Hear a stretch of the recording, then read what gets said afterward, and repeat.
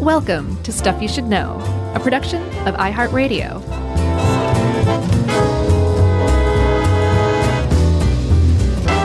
Hey, and welcome to the podcast. I'm Josh, and there's Chuck, and Jerry's over there, and this is Stuff You Should Know.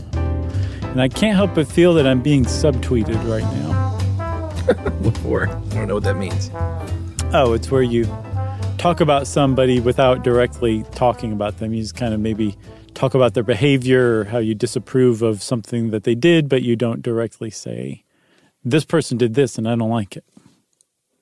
You know, I one time, I don't know all this lingo with the Twitter because I was never on it, and I was emailing with Jonathan Colton, musician Jonathan Colton, about coming on Movie Crush, and I can't remember what I said, but he said something, don't at me.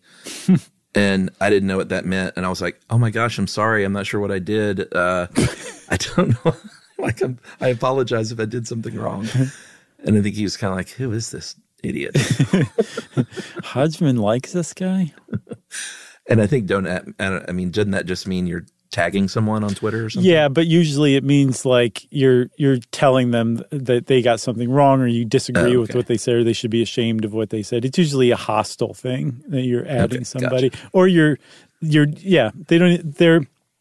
they have made their point and they don't want to hear any feedback from you about it. That's what that's kind of what I took from it. And you have to like kind of snap a few times when you say it. I'm just really so thankful still that I never joined Twitter. It just that's the last thing I need. I'm already on Facebook, which is terrible. I've been enjoying Instagram, I have to say. That seems like a pretty nice crowd. Totally different place. Yeah. But, we're talking about all this because we're talking about Sacagawea. Yes, we are. Who naturally. Yeah, naturally. Who would probably eschew both Instagram and Twitter because she seems like a pretty solid human being. She'd be like, don't at me. That's right. So just to get this done out of the gate, again, I thought that her name was pronounced Sacagawea. I am not like in the minority in the United States, at least, because that's how we were raised to say her name. But fortunately, we have such things as historians and people who listen to Native Americans who have been told over the years, no, it's not Sacagawea, it's Sacagawea, right? There's one pronunciation of it, but that it's not J, it's G. And we've started to kind of pronounce her name correctly. You say it way better than me, so why don't you take it? Well, I mean, gosh, this is the third time now we're on this. I've seen different things from Sacagawea to Sacagawea. Mm-hmm. I think in Clark's journal, William Clark, that is of Lewis and Clark fame, spelled it Sahkah, emphasis on that, Garwea, so Sacagawea or Sacagawea. But then the Shoshone, which is a Native American tribe that, we'll get to the importance there. They say actually it is Sacajawea, and it means boat pusher, not the Hidatsa language of bird woman. So there is some debate. Yeah. One thing that I did see is that Lewis and Clark, and they factor in this because Sacagawea was the main guide and interpreter as they pushed further westward. They actually tried to spell every Indian or Native American word that they encountered phonetically as best they could. Yeah, they were terrible spellers even of English words. I mean, just like barely literate, it seemed like, but they tried their best. Yeah, it's really bad.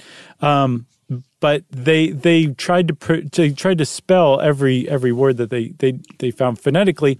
And I think Sacagawea's name appears 17 different times in both of their journals.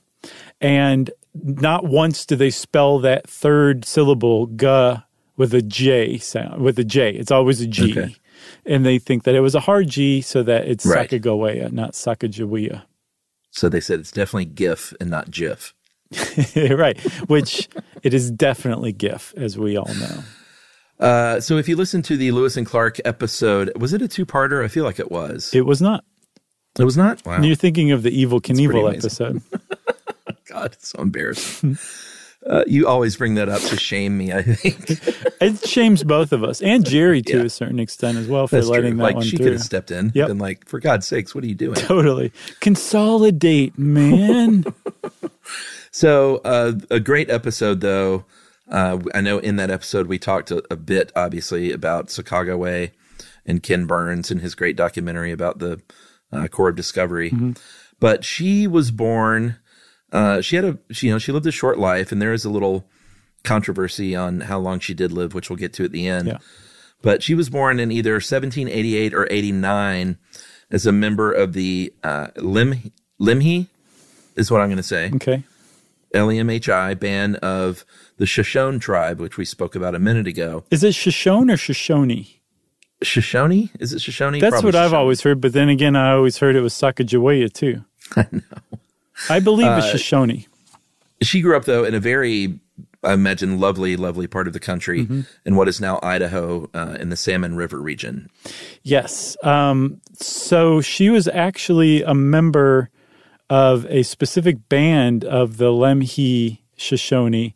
The Salmon Eaters is what they were called. And she grew up in that part of Idaho.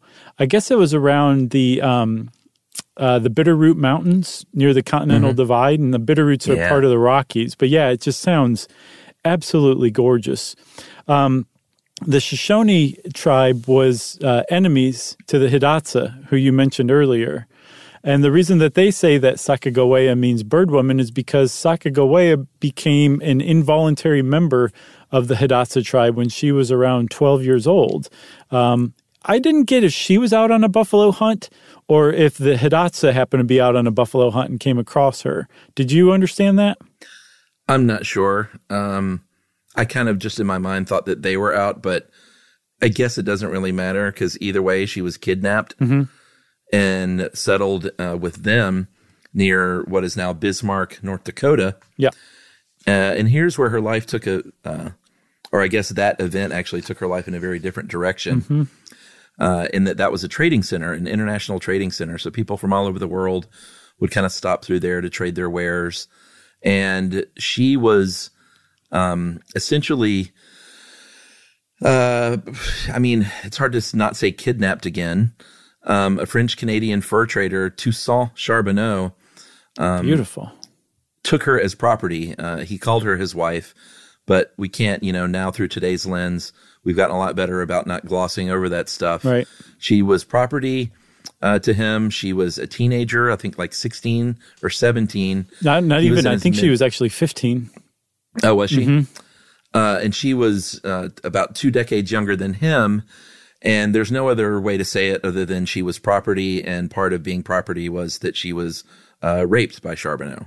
Yeah, like there's no way you can put it that like she didn't have any say in the matter of whether they had sex. So like it's just that's rape no matter what. But yeah, over the years, like she's always been referred to as one of his wives because I guess Americans didn't want to kind of confront that stuff, Right.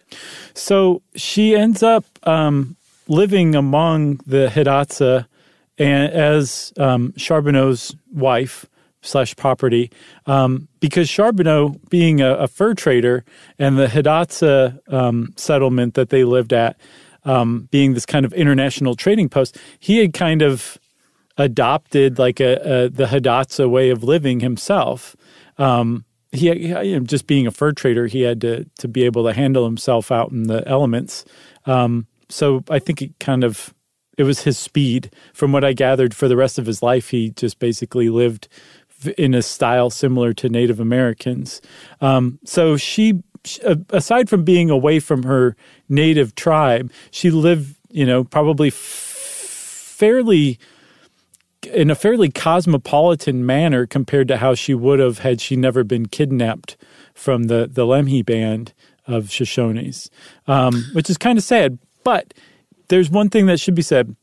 There's documentary opinion that she was not unhappy living on this kind of this border land between the two cultures. Like she seemed to feel somewhat comfortable living among, the colonizers' way of life on the frontier, just as much as she did living among the Shoshone. Yeah, and we should also point out that a lot of this is very little is recorded. A lot is speculative because, there's remarkable, well, I guess not remarkable because it was 1803, but very little actual recorded information about her life. But it's remarkable how much there is for the typical teenage Native American girl at the time. Like the fact that there's anything recorded about her is a kind of a huge testimony to her and her personality. No, absolutely. So 1803 is when Charbonneau takes control of her life. 1803 is also when Thomas Jefferson said, hey, we got this big tract of land, really sweet deal called the Louisiana Purchase, 828,000 square miles of land stretching from the Canadian border to the Gulf of Mexico, from the Mississippi to Colorado. And we need to go see what's out there because white people have never explored this territory. I want to find a Northwest Passage, which was eventually found. They were looking in the wrong place. But that's what they were sort of after. But they were after more. Jefferson really wanted to know what was out there, the landscape. He wanted maps. He wanted to know about the Native American tribes. He wanted to know about the plant life and the animal life, and just like go Meriwether Lewis out there and record everything you can. Yeah, and Meriwether Lewis was Jefferson's personal secretary, and Lewis selected what was Clark's first name? Josh? William Clark, Billy Clark, who had been his captain in the Army as the leader of the expedition. He found him to be an able leader and said, hey, you want to come lead this super high prestige expedition for the president that the entire nation's going to be watching? And Clark said, sure, let's do it. So Lewis and Clark set out on this expedition, and they actually traveled, I think, 1,600 miles before they ended up at that Hidatsa settlement, which is about where they really started to hit the frontier, from what I understand. All right, that sounds like a great turning point to take a break. Okay. So we'll be back right after this and pick up with the meeting of Lewis and Clark and Sacagawea. Stuff you should know. Josh and Chuck. Stuff you should know.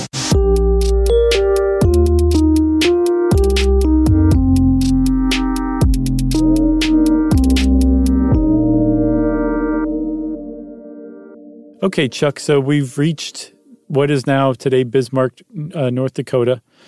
South Dakota. South Dakota. You sure? I think so. No, it's not right? Yeah, it's Bismarck, North Dakota. Are there two? I was going to say it almost literally doesn't matter.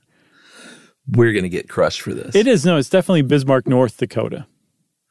Okay. Then that was a misprint then in the... I'll tell you what, get this. I've got this machine called the computor. Are you actually going to look it up? Yeah, I'm going to look it up. I'm going to do a favor for the people of Bismarck for once. Bismarck, North Dakota. I think it's North Dakota. It is. That's weird because I think this is from How Stuff Works. They got South Dakota written in there. Oh, boy. All right. We'll have to send an email. I'm gonna at them. Yeah. Don't you know that's the tagline of How Stuff Works? Don't add us. That's right. So apologies to all the people in both Dakotas, all three Dakotas. We meant nothing by it, and we're going to do a live show there one day to make up for it. Are we? Sure, why not? I'll tell you later. Okay.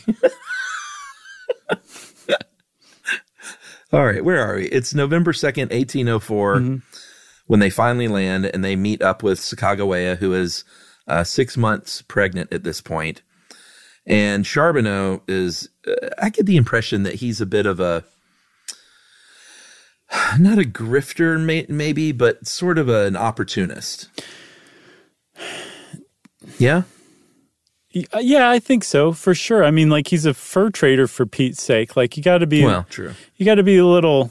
Like, that includes not just survival in the woods and killing animals, but also having to, get the highest price you can for your pelts. So I'm guessing there's a bit of used car salesman to Charbonneau, for sure. And he was not exactly... It seems like it. He was not well liked by Lewis and Clark. I don't know that he was hated or despised, but I get the impression... from reading historians' interpretations of their journal entries about Charbonneau was that he was kind of a cross between Chris Farley, and Gollum, maybe. I can't wait to see that Photoshop.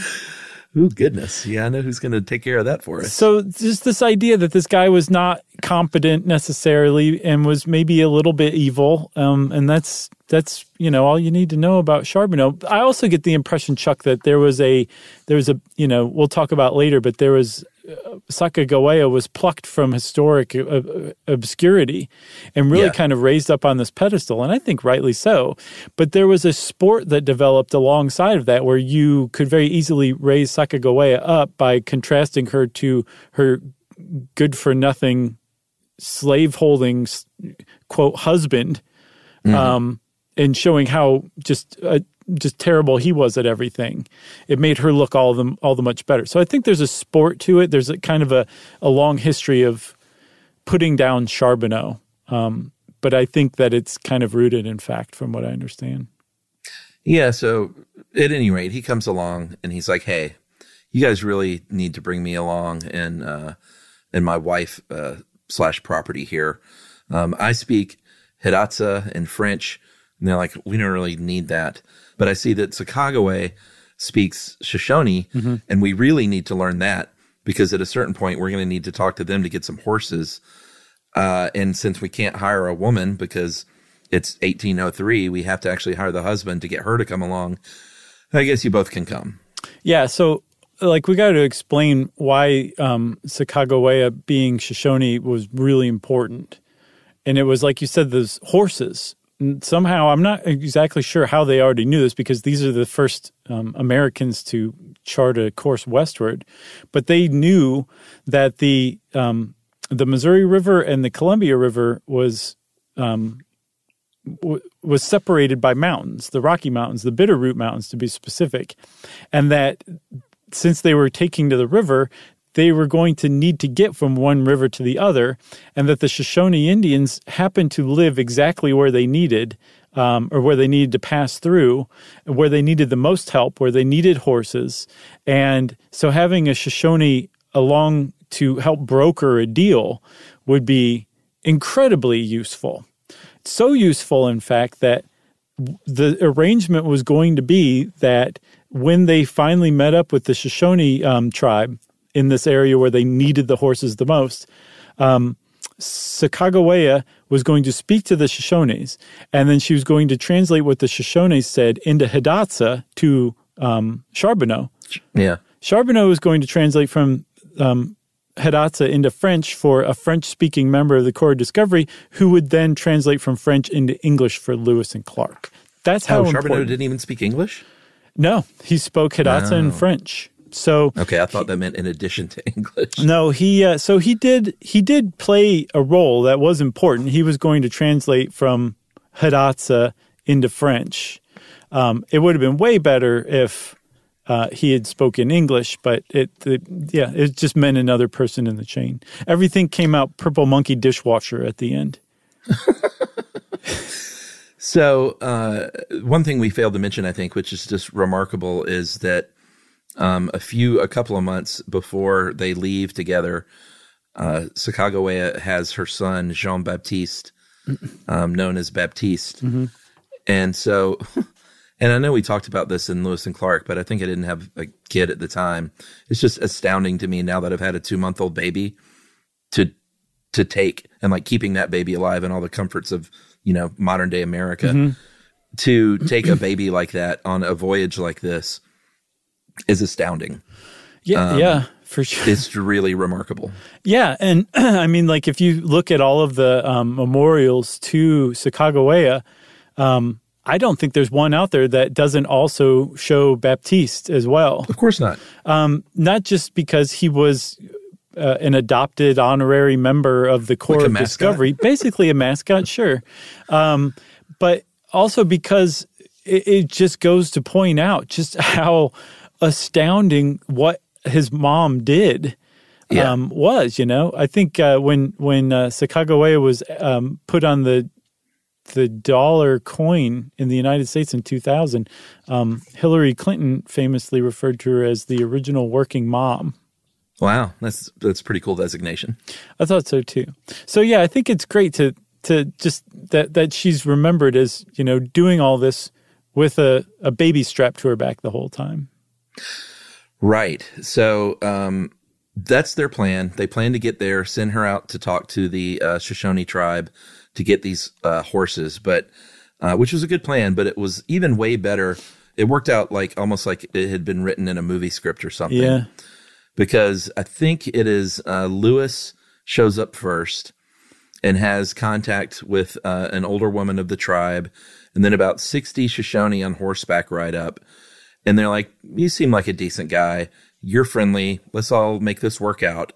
Then Clark's group shows up about a day later with Sacagawea, and they're like, oh my God, it's you. You were the one that was kidnapped and taken away so many years ago.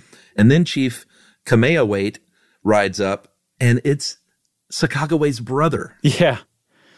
So not only do they get to have this reunion, but Lewis and Clark are like, yes, we're going to get such a good deal on these horses. Yeah. The chief is her brother. Like, this is perfect. But you know what that stuck out to me as, Chuck? That meant that Sacagawea probably would have met Lewis and Clark even if she had never been kidnapped.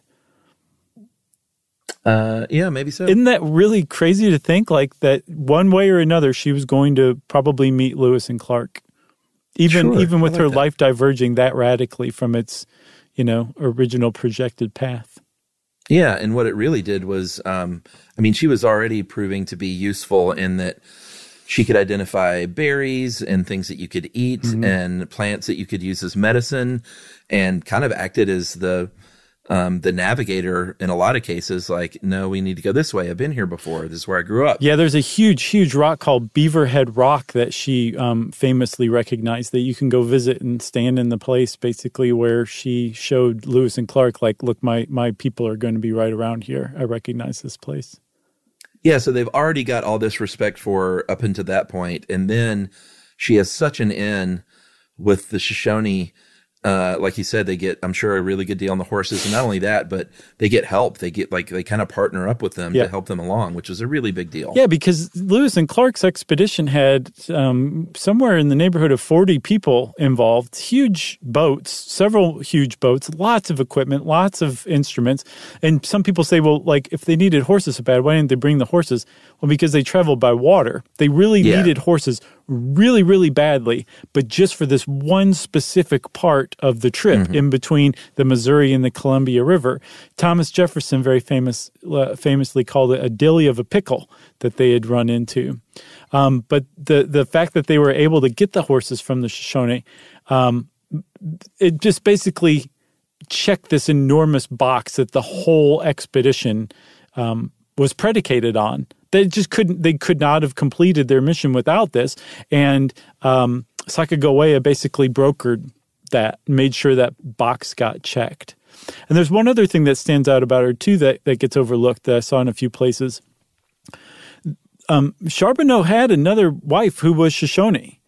And if they needed a Shoshone speaker who was, you know, with Charbonneau, who came with Charbonneau, they could have very easily gone with Otter Woman, the other I guess victim of Charbonneau. And they didn't. They went with Sacagawea, who, knowing full well that she came with an infant now, like there was going to be an infant, even though with Otter Woman there wouldn't have been. So clearly Sacagawea is like putting out the right kind of vibes. It's saying like, I'm extraordinarily competent. You should probably pick me, even though if you pick me, I'm going to be bringing a newborn baby along on this frontier trek. I think that says a lot about the kind of, I guess, charisma or competence or whatever she was putting out that Lewis and Clark were like, yes, I think she would be the better of the two. Yeah, because you don't want a 2-month-old baby along. No, but if they're cute, but nah. But if you say, okay, we'll have a 2-month baby along, like that says a lot about the mom that's carrying the baby around and what her abilities are, I think. Yeah, absolutely.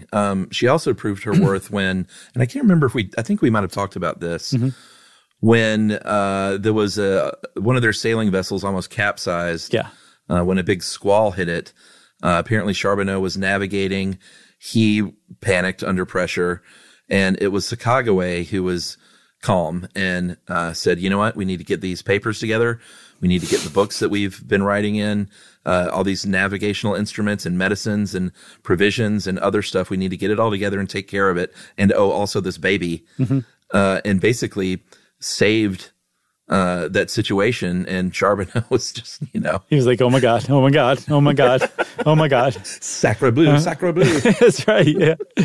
So yeah, that was, that's one of the big stories that's told about Sacagawea. So much so, I mean, that either Lewis or Clark wrote about it and basically was like, this Sacagawea is an amazing person. Like she's doing stuff that other members of the Corps are not doing.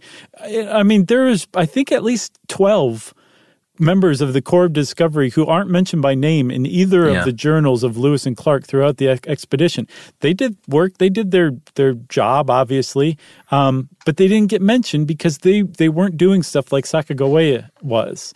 And I think the fact that she's mentioned multiple times with kind of frequently discussing like just how impressed they were with her, it says a lot as well. Yeah, I mean, they named, because of that sailing incident, they named a branch of the Missouri River after her. Yeah. And I think Clark was the one who really grew closer to her. It's really hard to get a read on exactly what the nature of their relationship was.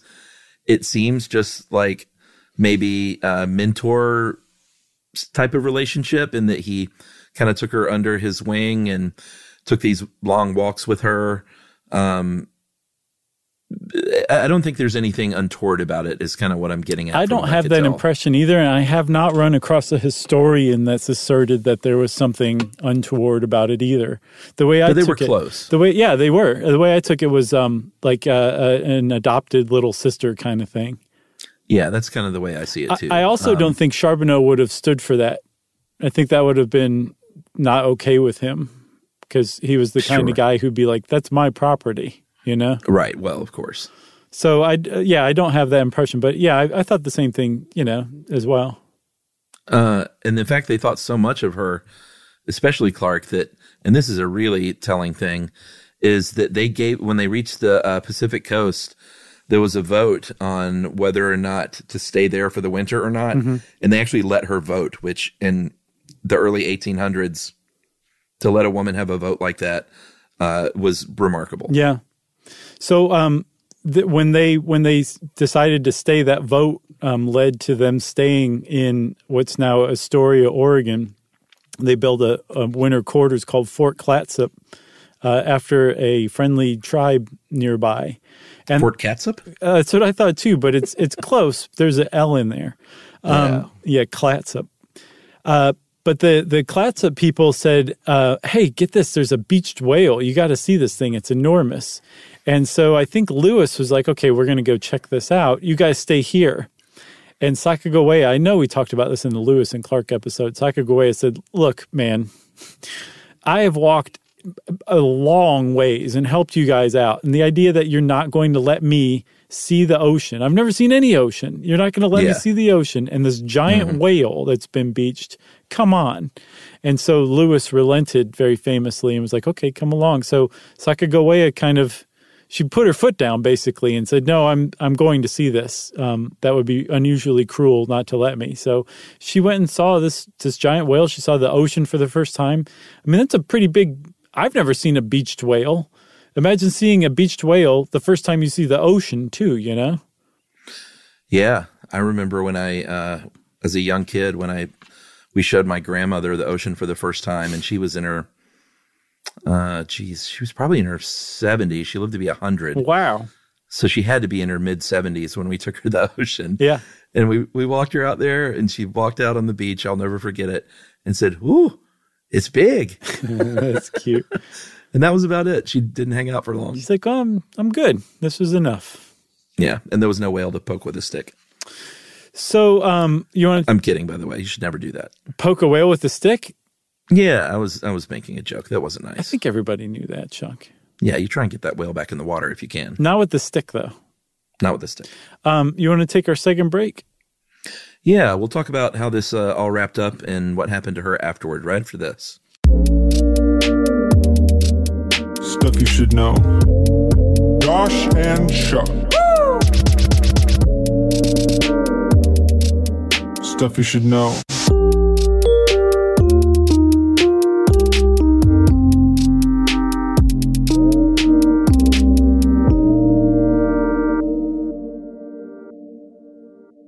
Okay, so they made it to the Pacific. They overwintered there in, I think, 1805, 1806. And then they started to make their way back. And they actually went right back to the same Hidatsa settlement, that international trading post outside of Bismarck, North Dakota, where they picked up Charbonneau and Sacagawea. And they said, "Hey, thanks a lot. We'll see you guys later." And everywhere I saw, Charbonneau was paid something like $500.33 for his efforts, and Sacagawea was not paid anything. Although I saw also in this article that she was paid as well. Do you have any idea? Yeah, I was confused too. Everywhere else I looked said that she did not get direct payment. Which article said that she did? I don't know, but it doesn't seem to be right. Okay. Or maybe they just sort of said, well, since her captor / husband was paid, then sort of means she was. I'm not sure, but I saw nowhere else that said that she was actually paid independently. And I mean, that would make the most sense, Although after that expedition, I would also not be surprised if she was paid directly, even though it bucked, convention. Yeah, he got paid $500 and 320 acres of land, which was pretty good. And it's like I tried to do a inflation comp, but they don't even have anything. I think it said, like when you go that far back, you can't even compare it to today's currency. Oh, really? Westegg gave me an estimate of about $9,000. Oh, see, I saw that too, but I didn't see that as a direct inflation calculator. More like the goods that you could have bought back then. Mm-hmm. No, they said $9,000. No, I saw that. It just didn't seem like a 1-to-1 to me. Oh, I see. Even still, it seems like really, I would imagine $500 back then would be like 10 trillion today. Yeah, it would seem to be the case. It's a little weird. But yeah, because I mean, like a journey of thousands of miles at the behest of the President of the United States, getting paid $9,000 seems like it just seems like you would get more than that. I don't know. But then again, he's a fur trapper who only speaks Hidatsa and French, so who knows? I think what confused me is, like, if you enter $500 100 years later, it's like $15,000, or maybe that does work. I don't know. It just didn't seem to work out math-wise, but what do I know? Yeah, no, I'm with you. You kind of have to be able to peer back into the vagaries of the American economy over the last couple hundred years to suss that out. I looked it up, and it said what that would be today would be 200 mink, 80 beaver tails, right, and $9,000. Those poor beaver. I know. That's the other thing about Charbonneau that people don't say. He killed a lot of animals for their pelts. That's right. So, all right. So after the expedition, she stayed with Charbonneau. I think a few years later, they moved to, with Little Baptiste, moved to St. Louis. Yeah, at the invitation of Clark, right? Yeah, and it says, that he offered them an opportunity of land to farm which I don't quite get because he just got 320 acres of land. I was wondering if that was one and the same. Maybe. I couldn't quite parse that out. But at any rate, he's like, here, you come here. Here's some land to farm. If you let me educate your son in the, American sort of schooling system. And, he was the godfather of the boy at that point, really cared a lot about Baptiste and Sacagawea and wanted the best for him. Yeah. And I think that was a pretty decent deal for Charbonneau. Yeah. So, I mean, I believe Clark officially adopted Baptiste as his guardian, at least, if not as his adopted parent. And he was educated at the St. Louis Academy, I believe. And then he, I don't know how he met him, but Baptiste went on to meet a German prince who was like, hey, you should totally come back and hang with me in Germany, and I'll make sure you get a European education. And he did. He moved to Europe and was educated there, lived a pretty interesting life, said, yeah, I'm going to go back to America, became a trapper for a while, had a bunch of different interesting jobs. I believe he was a hotel clerk in Auburn, California for a little while.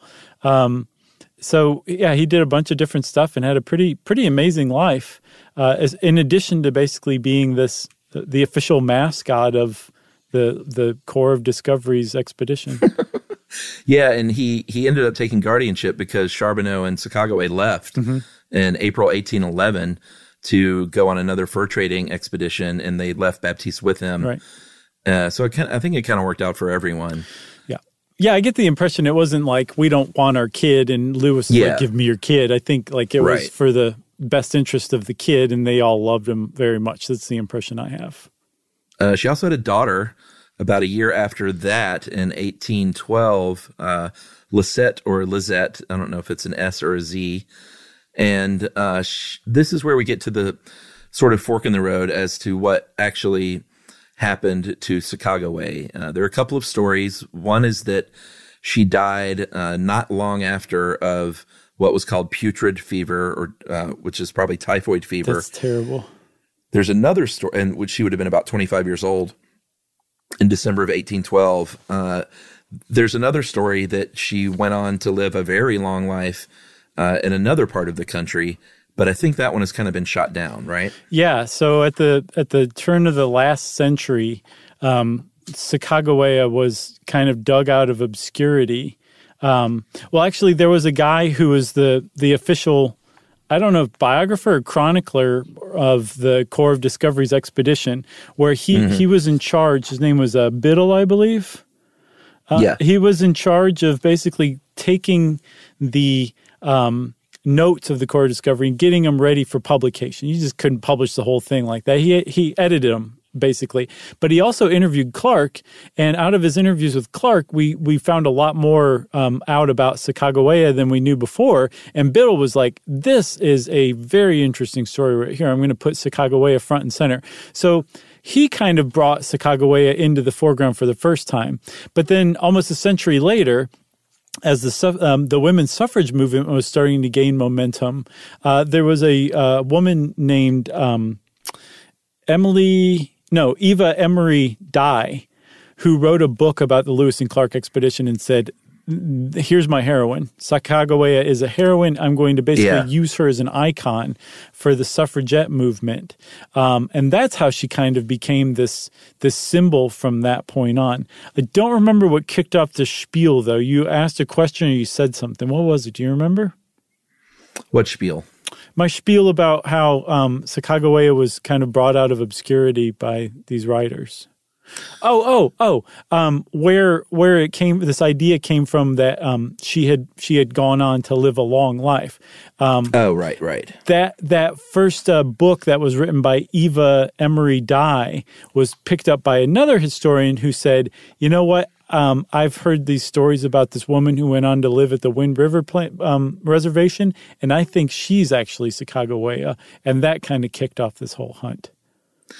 Yeah, because like you said, there are numerous people who wrote down sort of officially that she did die very young at 25 years old, including, I think, Clark in one of his I think like maybe a financial ledger. Yeah.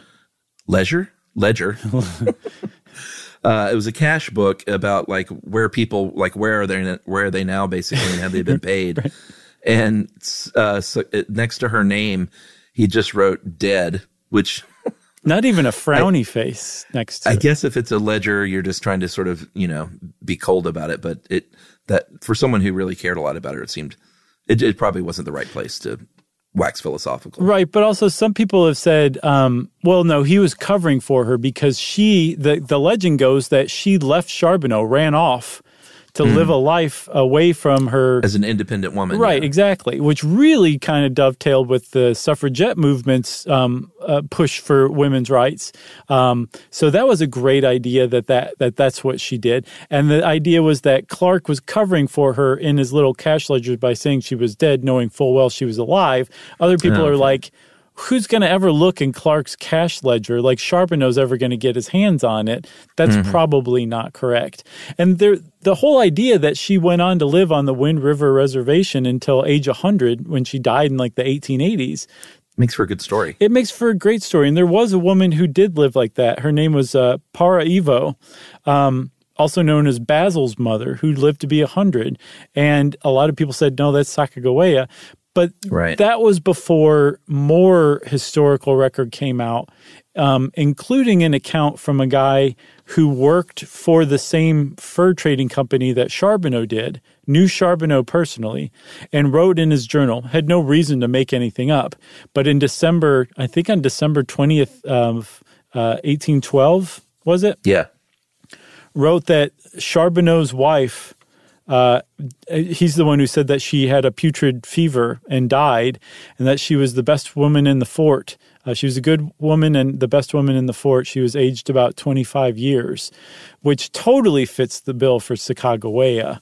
And she left a fine infant girl. Yes. So once that guy's journal was found, that was basically the nail in the coffin of the idea that Sacagawea had lived to age 100 after escaping her captor husband. Yeah, I think what's kind of cool is, even though there's very little officially recorded about her life, everywhere she is recorded, it's all glowing praise. Yeah. There's not like one entry where anyone was ever like, oh boy, Sacagawea and that baby are really like, what a mistake that was. Right. Like, by all accounts, she was a boon to the Corps of Discovery and a big, big part of its success. Yeah, and so as a result, Chuck, Lifetime, as in Lifetime Movie Network Lifetime, I couldn't find the year, but they recently conducted a survey of memorials to create the Lifetime Herstory map. Uh-huh. And of, I think, 5,500 plus statues, monuments, and memorials that exist in the United States, only about 200, which is around 4%, honor women. But of those 200, 16 honor Sacagawea, which means that she is the most honored woman via monuments and statues in the entire United States. Amazing. The first one, from what I read, was by a group of suffragettes in Portland, Oregon in 1905. And that statue is obviously still there today, and it is beautiful. And guess who's strapped to her back in the statue? Lisette? Close enough. Little Baptiste. Little Baptiste, that's right. You got anything else? No, other than, we should mention, I don't think we know a lot about what happened to Lisette. Unfortunately, she was sort of lost to history. Yeah, for sure. I guess that's it. That's it. All right, so since we said that's it, that means it's time, everybody, for listener mail. Yeah, we're going to do a couple of corrections, a bit of a mea culpa for me and a correction. Oh, I like those. I said the word redneck a lot and titled the episode about the Klan, used the word redneck. Uh-huh. And, I probably shouldn't have. That's a derogatory term. The name actually has a different history. I think West Virginia coal miners has something to do with that. And I just wasn't really being sensitive enough. I'm not apologizing for degrading the Klan. Right. But I probably shouldn't have used the word redneck with such a broad brush. But think about it, though, Chuck. That means the Klan is so rotten, they give rednecks a bad name. That's essentially what we're saying here. I love it. And then, as from that same episode, We need to address the Robert Byrd incident because we heard from a lot of people. That was all me. Yeah, so I think we were talking about Senator Robert Byrd sort of being unapologetic about being in the Klan. That was very much not the case. This is one of the many emails, and this is from Aaron Patrick Lyons. He, him, his. Hey, listen to the great episode on the KKK, and as usual, did a bang-up job. However, I have to take issue with Josh's statement indicating that Senator Robert Byrd was an unrepentant Klansman. He was indeed an exalted Cyclops or local leader of the Klan in the 50s. Into the 50s, but through the 70s and 80s, he had a sincere change of heart regarding race relations and voted for the Martin Luther King Jr. national holiday, among other legislation, in his very long career. He was deeply embarrassed and apologetic about his time in the Klan.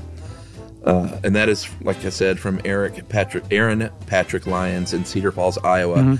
We heard from a lot of people that not only did he vote for the MLK holiday, but apparently did a lot of work for legislation for equal rights for African Americans. I totally flubbed that one, so my apologies to Robert Byrd's family for tarnishing his legacy in that small way, and I'm glad we got corrected almost immediately right after the episode came out. It was, can't believe you guys used redneck so much. You were totally wrong about Robert Byrd. So this listener mail is perfect. And then there's one other thing I want to say, too, about the redneck thing, Chuck. Somebody pointed out, I think it was on Twitter, that using the word redneck was not only derogatory towards rednecks, it obfuscated, covered up all of the people who aren't rednecks, who are just kind of everyday normal people who are either in the Klan or subscribe to the Klan's ideologies. That it makes it seem like just this marginal group or a marginal thought or fringe thought, when it's really kind of subscribed to by an alarming number of people that, you know, you live and work beside and might never really guess at just how deep their racism goes. So I think that's another reason to have eschewed it as well. Yeah, and you know, I'm not going to stick up for myself, but I think when you grow up in the South, you might feel like you have a little bit of ownership on using a word like that. For sure. So, my apologies to all the great rednecks of the world. That's right. Sorry, Jeff Foxworthy. That's right. Sorry, Larry the Cable Guy, who's actually not really a redneck if you listen to David Cross's beef with him.